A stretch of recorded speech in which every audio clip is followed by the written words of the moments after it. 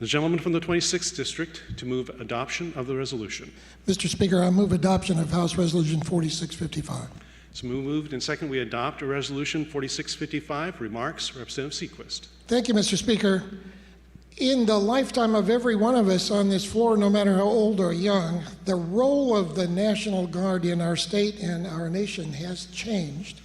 And I'd like to spend a minute explaining to you what that change is using my own story. As a young man coming back from the South Pole, as soon as I came through immigration, I was ready to be drafted. It was within a day that I had a draft notice. And wishing to outsmart the Army, I went down and enlisted in the Navy Reserve. And realizing as a naval reservist that I could make more money if I finished my college degree and got a commission, I immediately did that. And I put that note in because it gives me an opportunity to remind you all that higher education is of great value. So as a commissioned officer, some years later, I was actually in the position in DC in the Pentagon where I helped design national strategy. And when I looked at the National Guard as a professional naval officer, the only thing I thought I needed the Guard for was bodies. How many people were there? How many guns did they have? And I kept that on my adding sheet as to how much combat power we had. That's all changed now. It changed with the end of the Cold War. In those days, that's what we wanted the National Guard for. We needed warm bodies.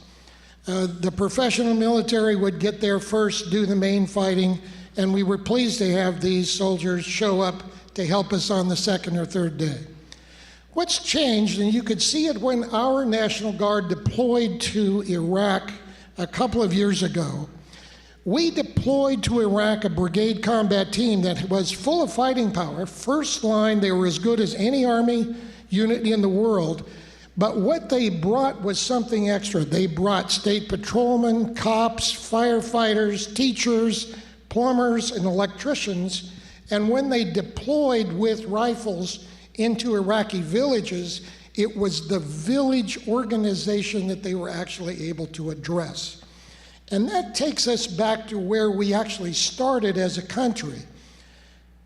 Looking back at our forefathers, when they came over here from the UK or England in those days and the continent, they were trying to get away from big national militaries that were officered by the kings, dukes, and earls. So we started in America with a decided DNA, a determination in our national character that we were going to have local military forces. It goes all the way back to 1648, 125 years before the revolution started. Militias were already being organized that were the town taking care of itself, the townspeople taking care of their common defense. And of course that resulted in the famous Second Amendment about a well-regulated militia. A piece of trivia for you, Mr. Speaker, do you know what the Third Amendment is? The Third Amendment also spoke to this same point about protecting local militia. It said the federal government could not quarter its troops in your houses, that only the local people could marshal their own forces. And that's where we are today, is that these local troops with local control, local officers, not appointed by a federal authority, are the ones who actually are frontline troops.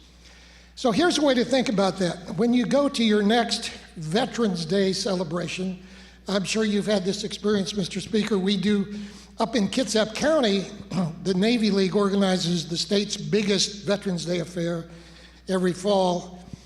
And like most people, we end up with the playing of the various anthems, the hymns of the services.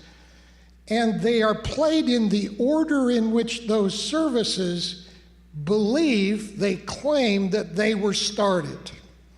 Now, I'll leave you to remember the next time you hear as to which one thinks they were the first service. What's missing, and I ask you to notice this next fall, nobody plays the National Guard anthem. And they should.